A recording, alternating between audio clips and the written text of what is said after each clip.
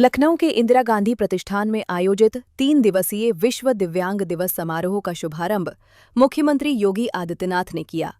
इस अवसर पर उन्होंने राज्य और राष्ट्रीय स्तर पर उत्कृष्ट प्रदर्शन करने वाले दिव्यांगजन को सम्मानित किया और मेधावी विद्यार्थियों को पुरस्कार प्रदान किए।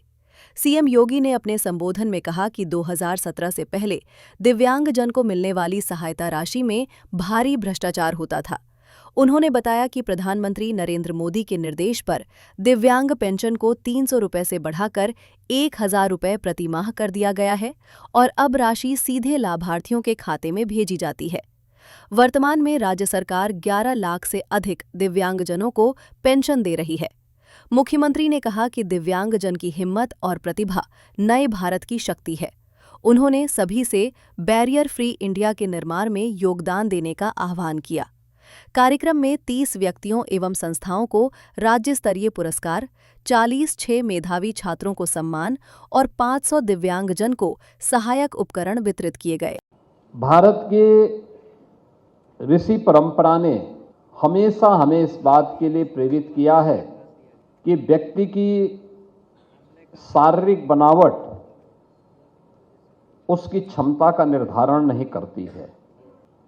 भारतीय मनीषा का यह मानना रहा है कि यद भावम तद भवति, सर्वम मनसि संस्थितम,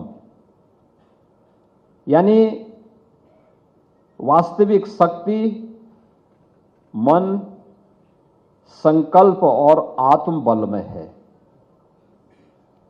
और भारत ही नहीं, पूरी दुनिया ने उस संकल्प शक्ति को, आत्मबल को वास्तविक जीवन में, व्यवहारिक जीवन में दिव्यांग जन की सामर्थ्य से उद्घाटित होते हुए देखा है।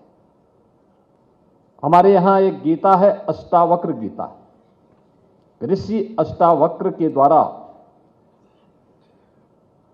उसे रचा गया। उनके बारे में अनेक धारणाएं हैं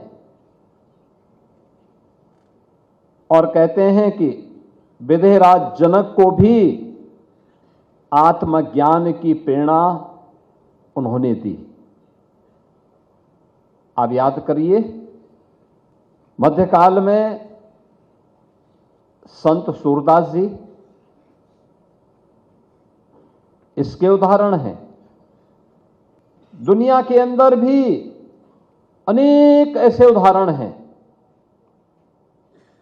जहां पर दिव्यांग जन को थोड़ा भी संबल मिला तो उसने अपनी सामर्थ्य से, अपनी शक्ति से समाज के लिए वह सब कुछ करके दिखाया जो सामान्य जन को, जिस पर सहजा विश्वास भी नहीं होता है। और इसीलिए आज जब हम सब यहां पर उपस्थित हैं, इस अवसर पर दिव्यांग जन के कल्याण के लिए केंद्र और राज्य सरकार के द्वारा जो कार्यक्रम चलाए जा रहे हैं, यह एक प्लेटफॉर्म के रूप में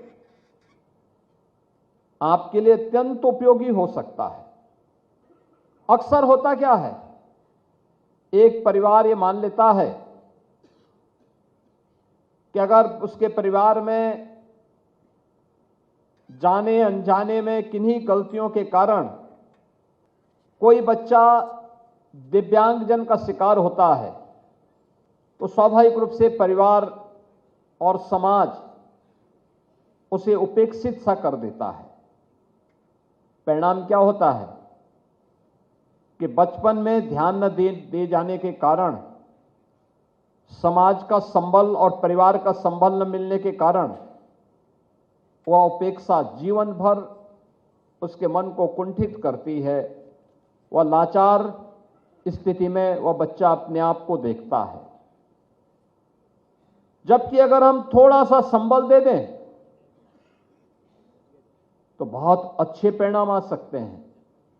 आपको उत्तर प्रदेश सरकार में ही मैं आपको बताऊं कि हमारे खेल और युवा कल्याण विभाग के जो सचिव हैं, ओलंपिक में मेडल जीते हैं वो ओलंपिक में, और पैरा ओलंपिक की जिस टीम ने देश के लिए पैरा ओलंपिक में सर्वाधिक मेडल जीते हैं उस टीम का वे भी हिस्सा रहे हैं।